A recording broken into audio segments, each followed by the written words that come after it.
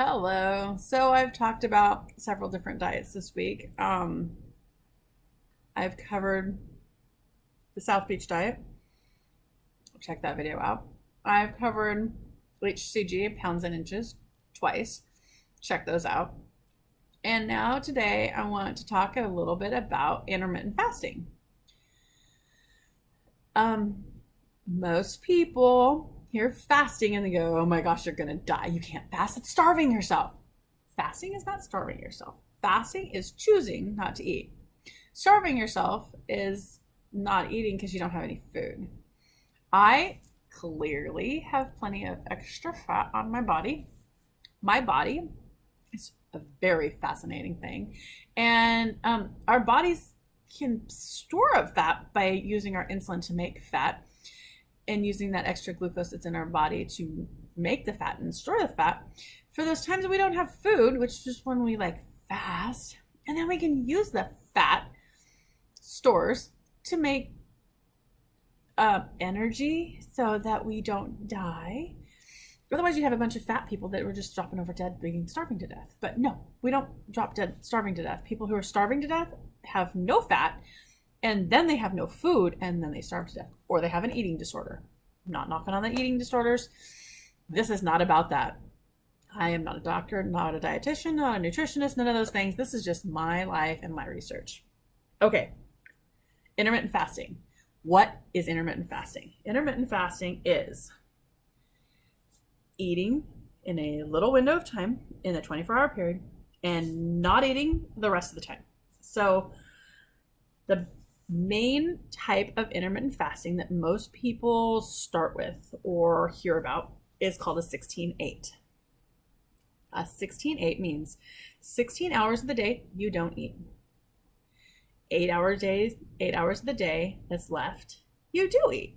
So it's not 2 hours here, 2 hours here, 2 hours here. It's 8 hours and 16 hours. So, example, dinner's at 6 p.m. Scarf your dinner down. And then you don't eat breakfast. And you don't eat at least until 10 o'clock the next morning, or if not 11 o'clock. 16 hours of no food from 6 p.m. to 10 a.m. If you ate for a while at 6 p.m., it's 7 to 11. Okay? Then you eat from that point till 6 p.m. again that night. Now, it is not a goal to see how much you can eat in that 8-hour window. You eat to satiation, to eat to full. You would eat your normal meals. So you'd have a normal lunch and a normal dinner. 2 regular meals in an 8-hour window, which is pretty normal. You're just skipping breakfast. So that's not hard to do. Some of us skip breakfast all the time. Some of us do 16-8 accidentally. As long as you're not drinking your calories for breakfast, then it is a 16-8. You have to really watch those drinking calories because they add up really fast, especially if you live around some of our lovely coffee stands. Not to talk about those because I do love them. Okay, another one that's fairly common is a 24-4 or 24. So a 24 is 20 hours of fasting, 4 hours of eating. So generally 1 meal, maybe 1 snack. Again, dinner's your last meal. You wouldn't eat again until before dinner. So maybe 1:30, 2 o'clock, and then you're done. It can also be done so that you eat every day between 1 and 5 p.m. So from 1 to 5 as your eating window. Again, not eating as much as you can. You're eating a normal meal. So the basis around this is you're not eating for those 20 hours. You're letting your body use up the glucose. It takes about 6 to 8 hours to do that. And then for the rest of that 20 hours, your body's pulling on the reserves from your fat. And it's also not getting your insulin up out of control. It'll help regulate your metabolic syndrome and your insulin resistance. Another really, really good one is a 23-1. So that's basically 1 meal a day. You got 1 hour to eat 1 meal, and that's all you're going to do. The rest of the day, you can have coffee, tea, and water. No sugars, no calories, nothing like that. Coffee, tea, and water. Again, it's not to try and fit a 4,000 calorie meal into that 1 hour. It can be done. I've done it before. It's really bad.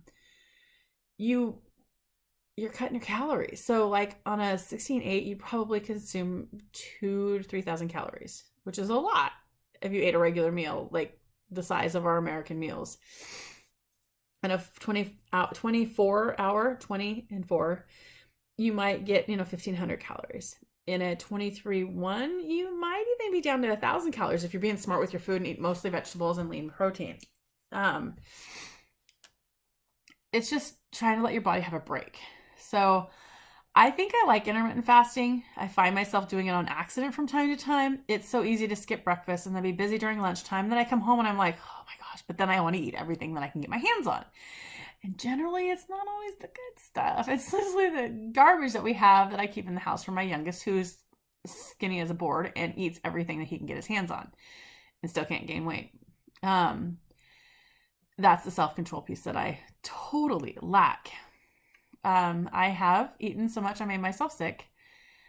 And usually my body does what's called dumping syndrome, and it just goes in and out and it's done. And then I'm inflamed for 2 to 4 days and I gain like 3 pounds of, it's like, well, I didn't keep any of that in my body, but I'm inflamed because my body reacted to it that way. I don't lose weight when I make myself do the dumping syndrome and I'm inflamed. It doesn't work. So it's just, intermittent fasting can work. Intermittent fasting led me into keto. With keto, it's just cutting back, but intermittent fasting isn't meant to be keto. Intermittent fasting is just eat what you normally eat, but just cut out a meal here and cut out a meal there and go down to a regime of 1 meal a day or 2 meals a day in a small window of time. Keto is a whole nother game. Most people know keto as low carbs. I love doing that, and I actually can lose weight really good on that. I'll touch on that later in the week, though. Keto is a great way to lose weight. Yeah, lots of different diets out there. And again, every single one of them will work if you stick to it. But it's a diet, and you have to figure out how to make that diet a way of life afterwards. Because if you go back to the way you've been eating all these years and all this time that got you this lovely body that you have right now that you're trying to get rid of, you're going to gain that lovely body right back again. And you're going to be in the same boat you were before you did this hard work to lose all the weight. And that's why I'm where I'm at. I started out eons ago as a size 24. And I weighed what I weigh right now as a size 24. However, I'm a size 16 now. And that's still way bigger than I want to be. And I go, did clothes get bigger, or is my fat just in different places? I don't know. I don't look like I did when I was a size 24. I don't feel like I did when I was a size 24. I was pretty sick and I was pretty swollen. But I know in America they keep adjusting the size of our clothes so that the bigger girls can wear the sizes smaller. I'm like, pretty soon I'm going to be size 10. No, I'm not. Not if I don't get my act together and start losing some weight. Yeah, it's kind of ridiculous. But I hope that I'm actually smaller than I was. I can see my face is thinning back down again, which is kind of nice because I swelled up really bad after that 11-day fast. Doing really good. I'm maintaining at a 20-pound loss. So that does make me happy. But honestly, it's time to cut that loss and go another 20 pounds. It's been too long. I lost 20 pounds and then I'm stuck and I need to go. My next set point is actually 20 pounds down. I was at 222 when I got pregnant with my oldest, which was kind of cool.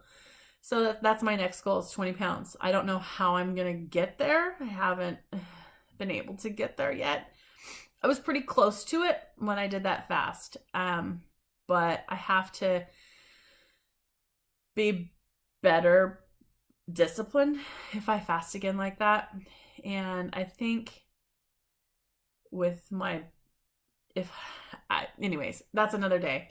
I got to get through some stuff right now so that I can focus on me again. And once I can focus on me again, I will get there. But anyways, again, here I go rambling. That's what I do. I will check back in with you again tomorrow, and I will talk about yet another diet that's out there that might be something you want to try. Anyways, here's to a healthier, happier me and you.